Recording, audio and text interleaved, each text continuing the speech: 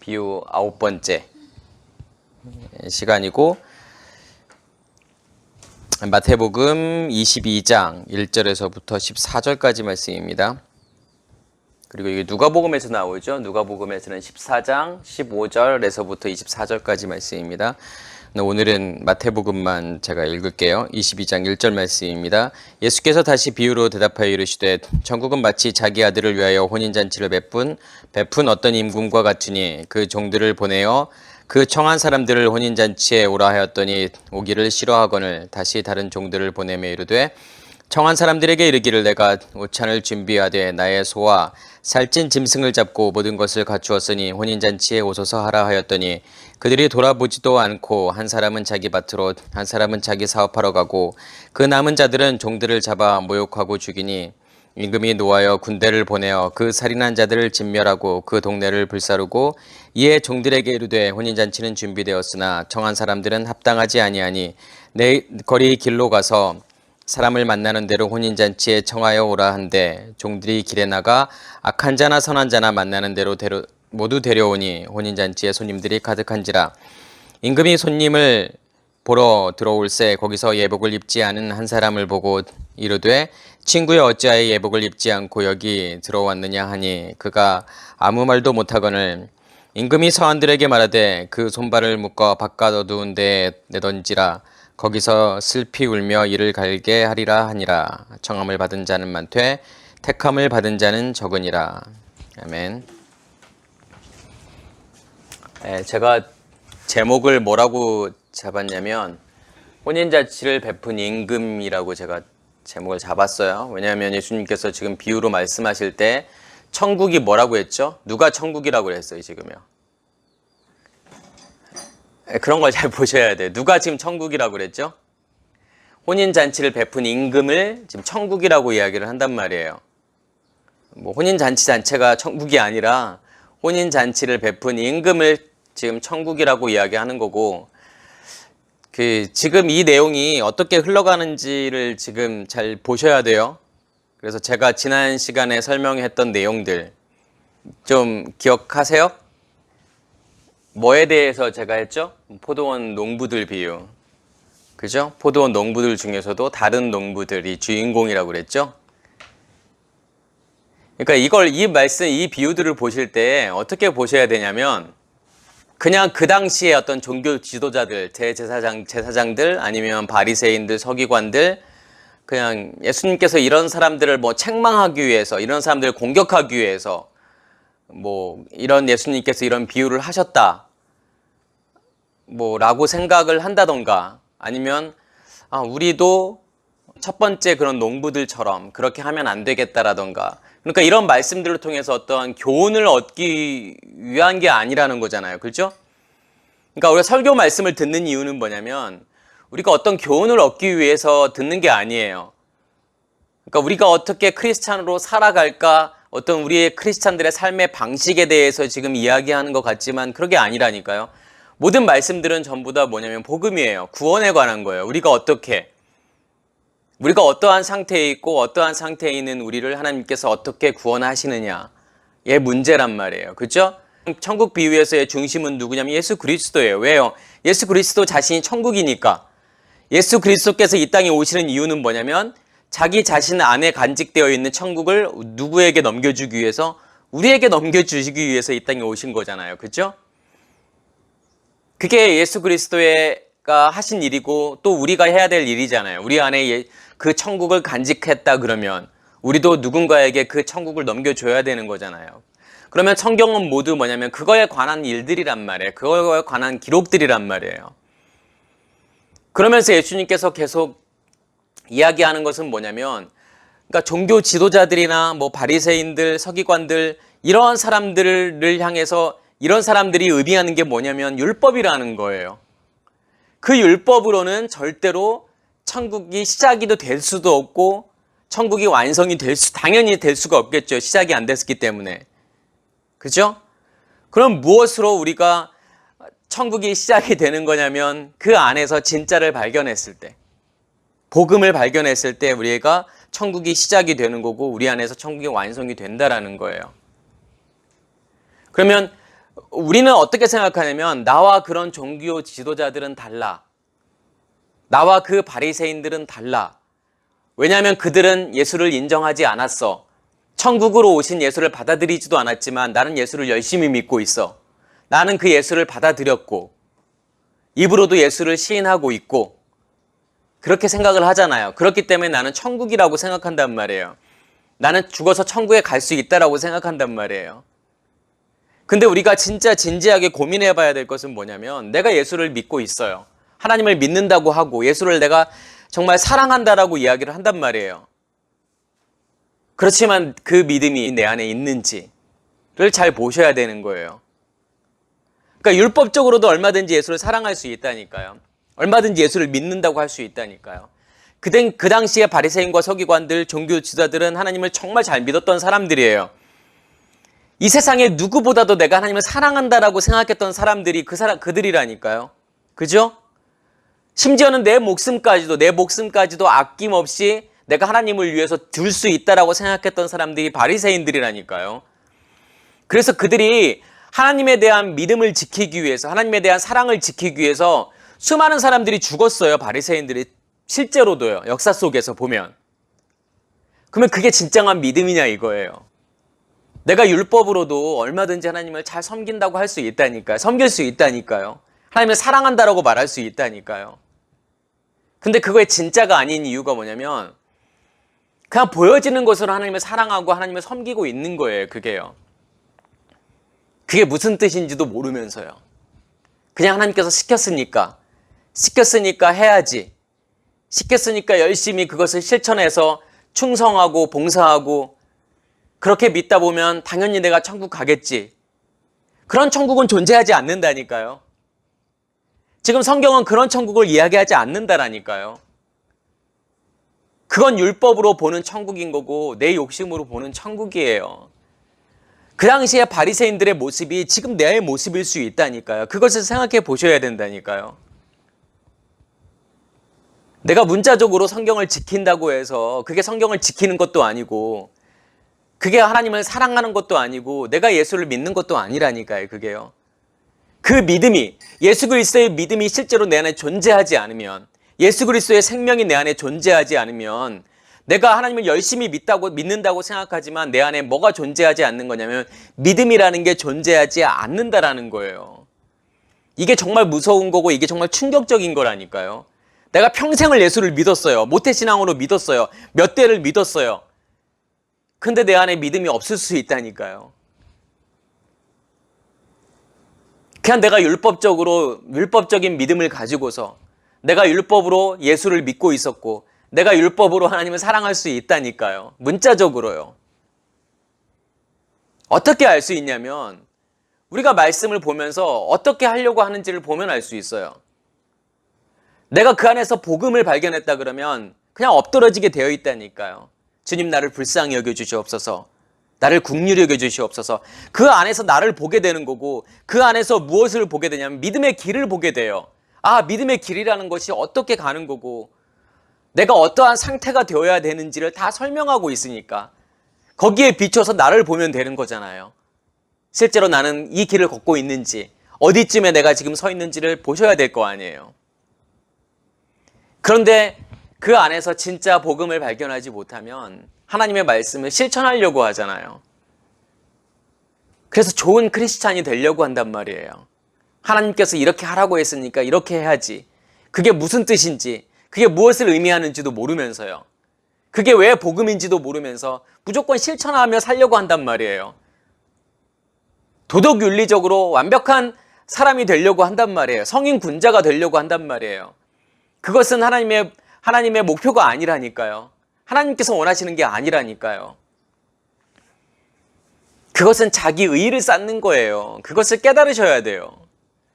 그래서 율법으로는 절대로 구원에 이를 수 없다니까요.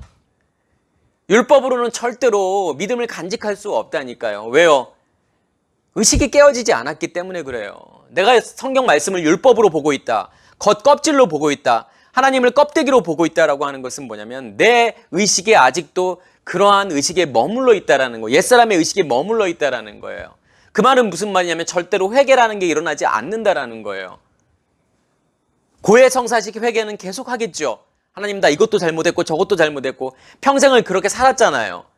기도하면 무조건 회개해야 된다. 회개 기도를 해야 된다. 그래서 내가 잘못한 걸 다 열거하잖아요. 근데 성경이 말하는 회개는 그런 회개가 아니라니까요. 우리의 의식이 깨어지는 회개를 이야기한다니까요. 껍질이 깨어지고 그 안에 있는 내용물을 보는 회개를 이야기하는 거라니까요.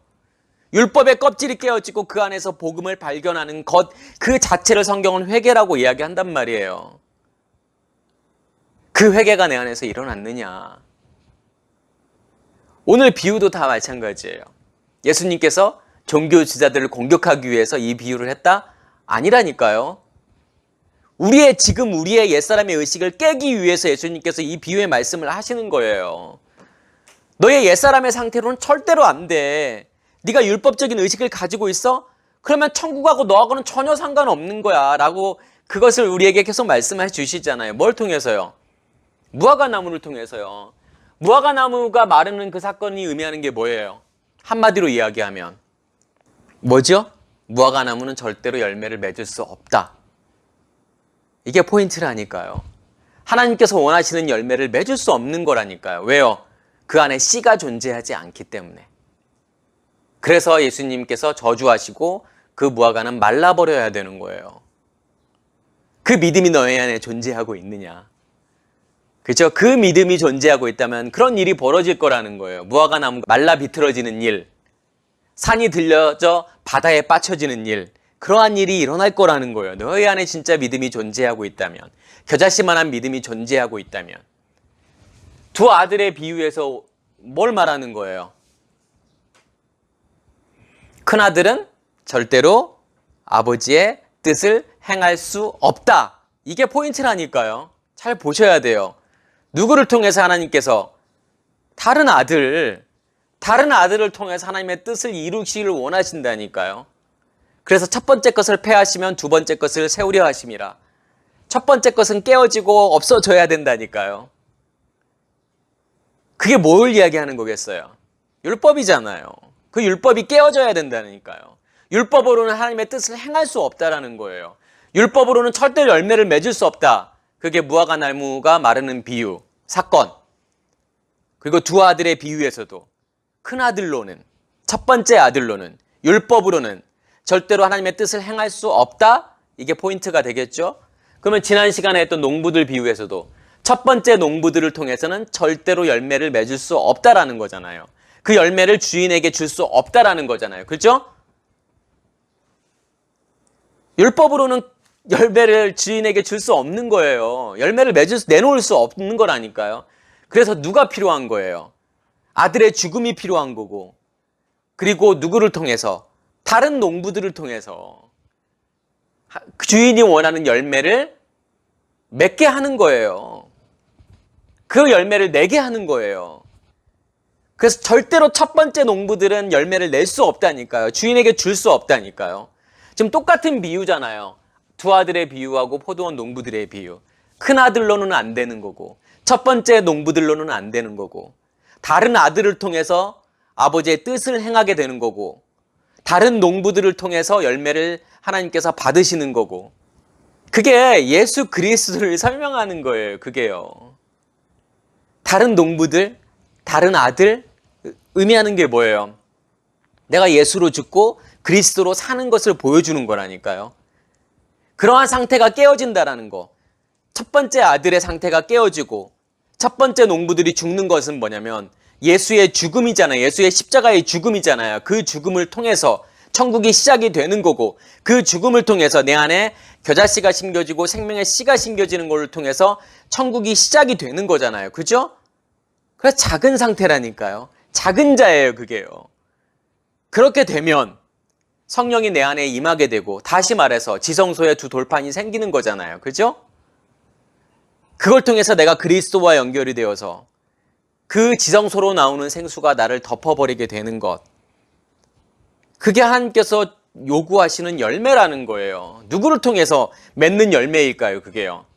가능한 걸까요? 그리스도를 통해서 풍성해지잖아요. 우리 안에 심겨져 있던 예수의 생명이 그 생수를 통해서 자라게 되잖아요. 그게 예수 그리스도라니까요. 그 상태가 되었을 때 우리 안에 누구를 간직하게 된 거냐면 예수 그리스도를 우리 안에 간직했다라고 이야기를 하는 거잖아요. 그래서 지난번 농부의 비유에서는 포인트는 뭐냐면 우리가 기억해야 될 거 뭐냐면 절대로 첫 번째 농부를 통해서는 절대로 열매를 맺을 수 없다. 다른 농부들을 통해서만이 그게 가능하다. 그죠? 그거 설명하는 거죠. 그러면 오늘 이 혼인잔치 비유는 뭐겠어요 또? 이거에 대한 설명일 거 아니에요. 그래서 시작이 어떻게 되냐면 예수님께서 다시 비유를 말씀하신다라고 이야기하죠. 그죠? 다시 비유를. 그러니까 했던 비유를 다시 또 설명하는 거예요. 뭘 통해서 설명하는 거냐면 혼인잔치를 베푼 임금을 통해서 천국이 뭔지를 설명하는 거잖아요. 제가 모든 비유의 주인공은 누구라고 그랬지 항상요? 예수 그리스도가 주인공이라고 그랬잖아요. 그렇죠? 그러면 이 혼인잔치를 베푼 임금 그 자신이 누구겠어요? 예수 자신이 뭐냐면 혼인잔치를 베푼 임금이라는 거예요. 그래서 혼인잔치를 베푼 임금을 뭐라고 이야기하는 거냐면 예수님께서 천국이라고 이야기를 한단 말이에요. 다시 말해서 야 내가 천국이야. 내 안에 천국을 간직하고 너희들에게 온 거야. 왜? 너희들에게 내 안에 간직되어 있는 천국을 넘겨주기 위해서. 그죠? 그래서 읽어보면은 뭐냐면 여기서도 똑같잖아요. 패턴이 비슷하죠. 첫 번째 청한 사람들은 올 수 있어요? 없어요? 이 혼인잔치에. 예, 절대로 올 수 없단 말이에요. 그게 포인트라니까요. 여기에서 우리는 첫 번째 온 사람 같이 되어서는 안 되고 그 하나님께서 우리를 초청했으니까 우리는 반드시 그 초청에 임해야 된다. 이렇게 나가시면 안 된다니까요. 절대로 첫 번째 초청을 받은 사람들은 올 수 없다는 거. 왜요? 그들은 율법이니까요. 율법으로는 절대로 혼인잔치에 들어올 수 없다라는 거예요. 다시 말해서 혼인잔치라고 하는 것은 뭐냐면 성전을 이야기하는 거예요. 하나님의 성전 안으로 들어올 수 없다니까요. 이해가 되세요? 그래서 이 혼인잔치라는 이 단어가 히브리어로는 뭐냐면 하투나라는 단어를 써요. 근데 하투나라는 잘 보면은 처음에 헤트가 나오고 그 다음에 타부가 나오고 그 다음에 눈이 나오고 헤이가 나오잖아요. 근데 헤트는 뭘 이야기하는 거냐면 성전 울타리를 이야기한단 말이에요. 우리가 성전 울타리로 들어와서 이 타부라고 하는 것은 뭐냐면 십자가를 이야기해요. 십자가의 죽음. 다시 말해서 번제단을 이야기한단 말이에요. 그러니까 성전의 울타리 안으로 들어와서 번제단을 통과하고 번제단을 통과했다는 것은 뭐냐면 십자가의 죽음을 이야기하는 거고 십자가의 죽음을 통해서 우리 안에 뭐가 심겨지는 거예요? 예수 그리스도의 생명이 심겨지는 거잖아요. 그 예수의 생명이 우리 안에 심겨지는 거. 그래서 눈이라고 하는 것은 뭐냐면 그 생명을 이야기하는 거죠. 그 생명으로 내가 호흡하는 그 상태. 그래서 이 하투나라는 단어는 혼인식이라는 혼인 예식이라는 이 혼인이라는 단어죠. 이 단어가 의미하는 것은 뭐냐면 성전을 이야기하는 거예요. 그래서 첫 번째 청한 사람들은 뭐냐면 절대로 이 혼인잔치에 들어올 수 없다라는 거예요. 성전 안으로 들어올 수 없다니까. 율법으로는 불가능한 거예요. 율법으로는 뭐냐면 성전 울타리 안으로 들어올 수도 없고 그 다음에 번제단에서 내가 죽을 수도 없고 그리고 성전 안으로 들어갈 수도 없다니까요. 그렇기 때문에 반드시 뭐가 깨어져야 되는 거냐면 우리의 옛사람의 의식이 깨어져야 돼요. 그래서 그 다음 청한 사람들이 어디로 들어가게 되죠? 혼인잔치에 들어가게 되잖아요. 그죠? 그러니까 하나님께서 원하시는 것은 뭐냐면 첫 번째 청한 사람들이 아니라 두 번째 청한 사람들. 그 사람들이 하나님의 혼인잔치에 들어가기를 원하시는 거고 율법의 의식이 깨어진 사람들, 예수와 함께 십자가에 죽은 사람들이 뭐냐면 혼인잔치에 들어가기를 원하시는 거예요. 여기에서 보면 청함이라는 단어가 나오고 택함이라는 단어가 나온단 말이에요. 그렇죠? 청한다라는 것은 불러내다라는 뜻이에요. 부르다라는 거예요. 그러니까 깔레오죠. 깔레오 불러내다, 불러오다. 근데 우리가 청함과 택함을 이렇게 보시면 뭐가 이렇게 보이시냐면은 청함이라고 하는 것은 뭐냐면 홍해를 건너는 사건. 택함을 받았다라고 하는 것은 뭐냐면 요단을 건너는 사건. 다시 말해서 청함이라고 하는 것은 뭐냐면 죄사함을 이야기하는 거죠. 십자가에서 내가 예수와 함께 죽는 그 죽음. 택함이라고 하는 것은 뭐냐면 요단을 건너는 거고, 요단을 건너는 사건은 뭐냐면 죄 없이 함이에요. 모세의 지팡이를 드니까 홍해가 갈라지잖아요. 은혜로 그냥 건너는단 말이에요. 근데 요단은 어떻게 건너게 되죠? 모든 게 하나님의 은혜죠. 은혜이지만 뭐가 준비가 되어야 돼요? 언약궤가 준비가 되어야 된단 말이에요. 왜 언약궤가 준비가 되어야 되죠? 제사장들이 뭘 메고 발을 디딜 때에 요단이 갈라지죠? 제사장들이 언약궤를 메고 그 언약궤를 맨 제사장들이 발을 요단에 탁 내디뎠을 때 요단이 갈라진단 말이에요. 그래서 반드시 필요한 건 뭐예요?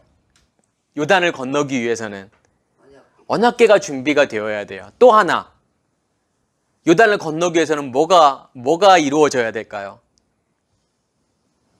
1세대들이 죽어야 된다니까요. 1세대들이 죽는 것은 뭐냐면 나의 겉사람이 죽음을 이야기하는 거예요. 그리고 속사람의 2세대들이 건너는 거다니까요. 요단은요. 그래서 언약궤가 준비가 되어야 되는 거고, 나의 겉사람이 죽어야만이 어디를 건널 수 있냐면 요단을 건널 수 있잖아요. 죄 없이 함을 받아야 된다니까요. 그러니까 죄사함은 뭐냐면 우리의 의식이 깨어지는 거라고 제가 말씀을 드렸잖아요. 그렇죠? 죄 없이 함이라는 것은 뭘 이야기하는 걸까요? 죄사함은 죄를 덮어버리는 거예요. 하나님의 은혜로 덮어버리는 거예요. 홍해를 건넌다라는 것은 뭐냐면 죄를 덮어버리는 거예요. 하나님께서요. 그렇지만 광야에서는 하나님께서 뭐냐면 그 덮어버린 것을 걷어내시고 그 안에 있는 죄를, 스팟을 지운다라는 뜻이에요. 죄 없이 함은요. 지우개로. 그러니까 우리가 낙서했던 것들을 뭐냐면 죄사함은 그것을 그냥 덮어서 안 보이게 만드는 거예요. 흰 종이로 덮어서. 죄 없이 함은 뭐냐면 그 종이를 다시 걷어내고 그 낙서했던 것을 지우개로 하나씩 다 지우는 거예요. 그래서 깨끗하게 만드는 거예요. 그 작업을 하시는 것이 뭐냐면 광야 40년이라는 시간이에요. 우리의 옛사람의 의식들을 다 지워내는 거예요. 하나님께서요. 죄를 깨끗이 하시는 거예요. 그게 죄 없이 함이라니까요. 그게 뭐냐면 택함이에요. 하나님께서 불러내시죠. 그냥 은혜로 불러내시는 거예요. 뭘 잘나서가 아니잖아요. 그래서 악한 자나 선한 자나. 그러니까 하나님께서 다 은혜로 그냥 다 불러내시는 거예요. 그러면 우리가 해야 될 일은 뭘까요? 뭘 입어야 되죠? 예복을 입어야 돼요. 예복은 누가 준비할까요? 결혼식장에서요? 혼인 예식에서? 주인이 준비한다니까요. 거기에 온 사람이 청함을 받은 사람들이 준비해서 입는 게 아니라 주인이 다 준비해 놓는 거예요. 그럼 입기만 하면 돼요. 그 예복이라는 의미가 무엇을 이야기하는 걸까요? 그러니까 헬라어로는 엔듀마라는 단어를 써요. 근데 엔듀마라는 단어는 옷이라는 뜻인데 뭐뭐 안으로 스며들다라는 뜻이 있어요. 그리고 히브리어는 뭐냐면 베게드라는 단어를 써요. 베게드라는 단어가 원래는 덮개라는 뜻이에요. 겉옷. 그러니까 이스라엘 사람들에게서의 겉옷은 어떤 의미가 있을까요? 겉옷의 의미도 있지만 이불의 의미도 있어요. 추위를 이겨내주는. 그러니까 겉옷이 되게 두터움하면서 이렇게 넓게 되어 있단 말이에요. 나를 이렇게 탁 덮을 수 있도록, 전체를 덮을 수 있도록. 그러니까 이불로도 쓰고 겉옷으로도 쓸 수 있는. 그래서 덮개라는 의미가 있어요. 이 겉옷이라는 것은요. 뭘 이야기하는 걸까요? 헬라어로는 뭐뭐가 스며들다. 히브리어로는 덮개. 그럼 뭔가가 내 안에서 스며들어서 나를 덮어버린다라는 의미가 있다라는 거잖아요. 그렇죠? 뭐가요? 제가 말씀을 드렸잖아요. 이 예복은 누가 준비하는 거다? 주인이. 그럼 주인이 준비해 주시는 건 뭘까요? 나를 덮어버리기 위해서. 내 안으로 스며들어서 나를 완전히 덮어버리기 위해서 준비하시는 게 뭘까요? 말씀이잖아요. 그 언약궤 안에 있는 두 돌판으로부터 나오는 그 말씀. 그것이 나를 덮어버리는 거잖아요. 그렇죠? 다시 말해서 뭐가? 영의 몸이. 그 말씀으로 만들어지는 영의 몸이 나를 완전히 덮어버리는 거예요. 주님의 의식이 나의 의식을 덮어버리는 거잖아요. 그게 옷이라니까요. 그게 예복이에요. 그래서 청한 자들은 반드시 뭘 입어야 되냐면 예복을 입어야 돼요. 예복을 입었다라는 것은 뭐냐면 나는 죽었어 라는 거예요. 나는 없어. 나라는 존재는 존재하지 않아. 그리고 누구만이 존재해? 아버지만이 존재하고 있다라는 거죠. 하나님만이 존재하고 있다라는 거죠. 그 상태가 예복을 입었다라는 거예요. 왜냐하면 예복은 누가 주인이 준비해줘서 나의 것을 뭐냐면 그 예복이 주인이 준비해 준 것이 나를 덮어버리는 거잖아요. 그죠? 나를 가려버리는 거잖아요. 그게 예복이라니까요. 그렇게 예복을 입은 자들이 뭐냐면 택함을 받는 거잖아요. 택함을 받았다는 것이 뭐냐면 에클레토코스라는 단어는 쓰는데 이 단어가 어떤 의미가 있냐면 에크라고 하는 것은 뭐냐면 안에 있는 것이 밖으로 드러나지는 거예요. 그러니까 안에 있는 것이 차고 충만해져서 그것이 밖으로 이렇게 드러나게 되었을 때 그것을 에크라고 이야기하는 거고, 그 다음에 에크라는 이 단어하고 레고라는 단어의 합성어예요. 근데 레고라고 하는 것은 뭐냐면 말하다라는 뜻이에요. 그러니까 하나님의 말씀이 내 안에서 충만해져서 그것이 밖으로 드러나지게 되었을 때, 밖으로 흘러넘치게 되었을 때 그것을 뭐라고 이야기하는 거냐면 택함이라고 하는 거죠. 그래서 레크토스라는 아까 제가 단어를 쓴다라고 말씀을 드렸고, 히브리어로는 뭐냐면 바하르라는 단어를 써요. 그러니까 이 바하르라는 단어가 시험하다, 선택하다, 사랑하다라는 뜻이 있단 말이에요. 하나님께서 우리를 시험하는 이유는 뭐예요? 우리의 겉사람을 죽이기 위해서 하나님께서 우리에게 시험을 주신단 말이에요. 그죠? 우리의 의식을 완전히 깨버리기 위해서 하나님께서 우리에게 시험을 주신단 말이에요. 그러한 시험을 통과한 사람들이 어떠한 거냐면 선택을 받는 거잖아요.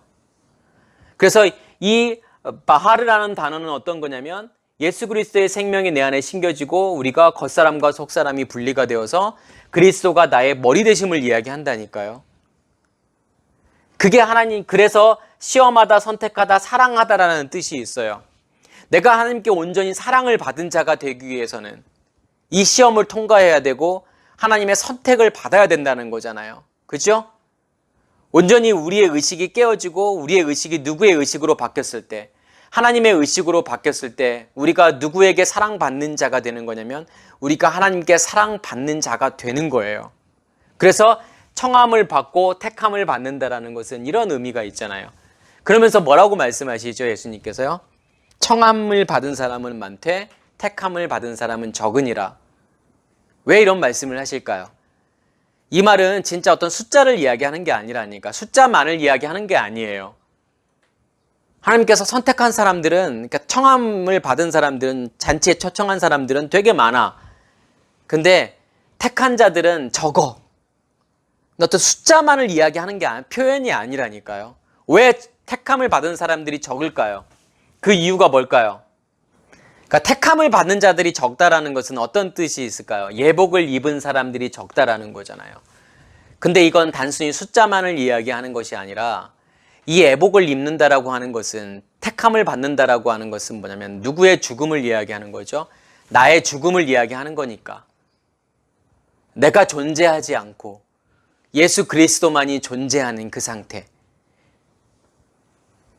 그렇기 때문에 이게 적은 거예요. 이 길을 간다라고 하는 건 정말 오랜 시간 동안에 어떤 믿음의 싸움을 싸우면서 이 길을 가는 거죠. 내가 그렇게 쉽게 죽지 않는다니까요. 나라는 의식이 그렇게 쉽게 깨어지지 않는다니까요.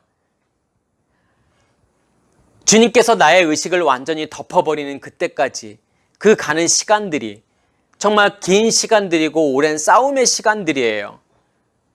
오랜 시험을 받는 시간들이란 말이에요.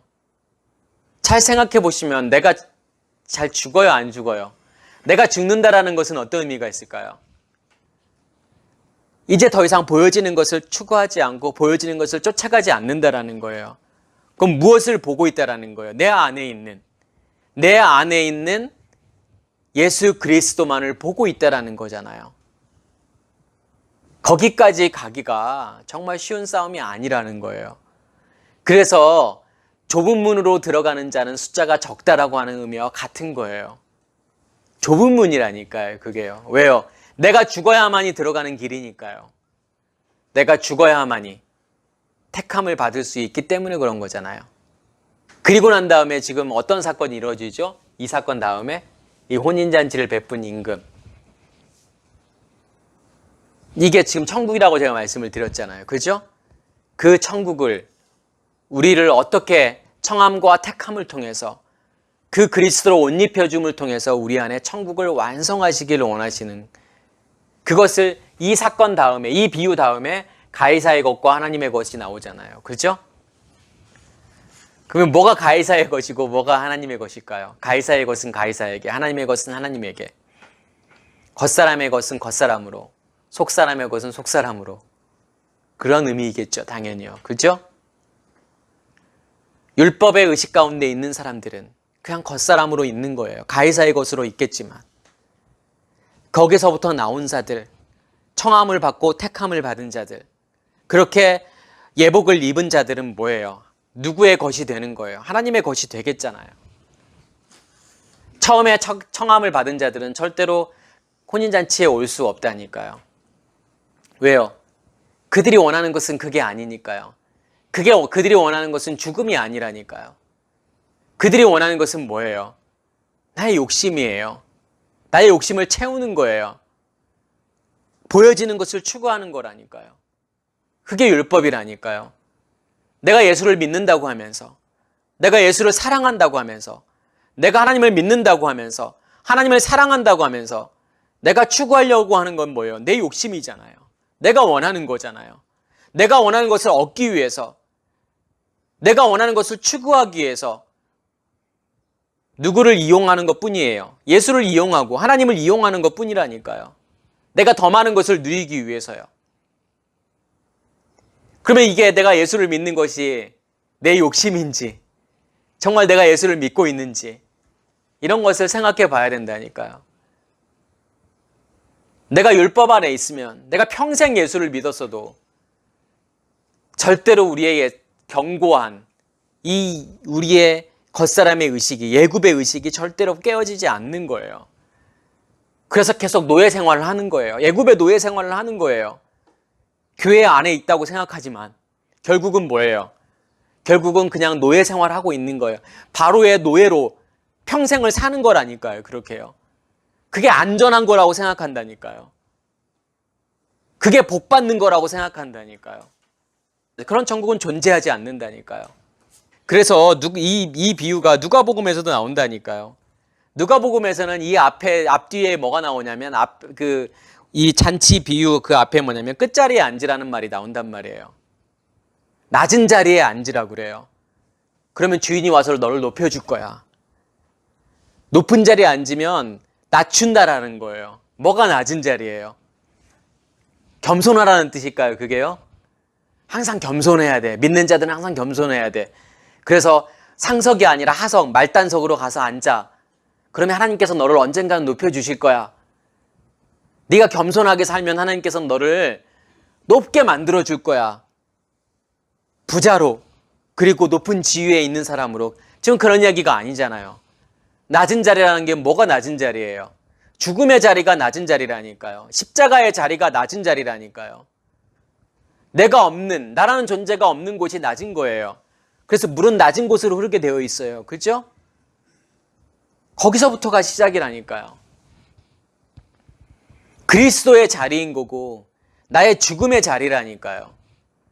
그렇게 죽었을 때 하나님께서 나를 뭐 어떻게 하신다라는 거예요. 나를 높이신다라는 거예요. 나를 높이신다라는 게 어떤 의미가 있어요? 그리스도가 나의 머리 되심이잖아요. 그리스도가 나의 머리 되시는 것이 진짜 높아지는 길이라니까요. 왜 높아지는 길이에요, 그게요? 내가 왕으로 사는 거잖아요. 그리스도가 나의 왕 되어서 내가 그리스도와 연합된 존재로 왕으로 사는 거기 때문에 가장 높은 존재가 되는 거예요. 가장 고귀한 존재가 되는 거예요.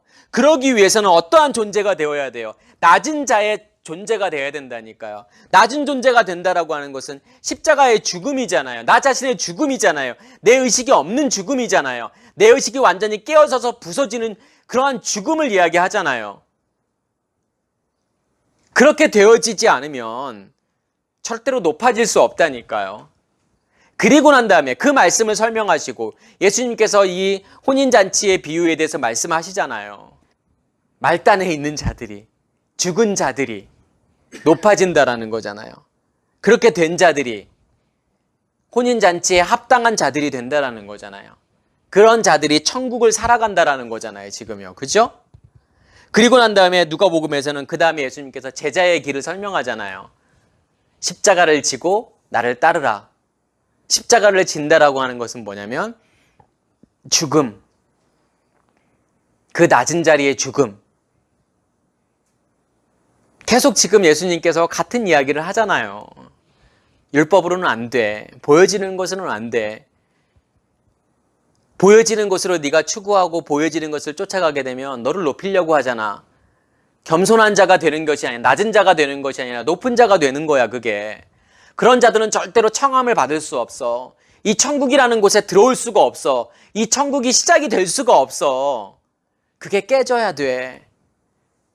제발 보여지는 것을 쫓아가고 추구하지 마. 그 보여지는 것 안에 있는 진짜를 봐야 돼. 그게 복음이니까. 그게 나의 진짜 모습이니까. 그것을 보라고 예수님께서 계속 말씀을 하시는 거잖아요. 그렇죠? 그렇지 않으면 우리가 누구의 삶을 살아가게 되냐면 바리새인들의 삶을 살아간다니까요. 평생을 예수를 믿었는데요. 정말 이것보다 더 억울한 게 어디 있겠어요. 나는 예수를 잘 믿는다고 생각하고 믿었는데, 나는 이곳이 제일 안전한 곳이라고 생각하고 있었는데 혼인잔치에 들어가지도 못하는 거예요. 청함을 받았는데. 예수님의 계속 비유의 말씀들은 뭐냐면 전부 그거, 복음과 율법과 복음에 대한 설명들이에요. 그게 깨어지지 않으면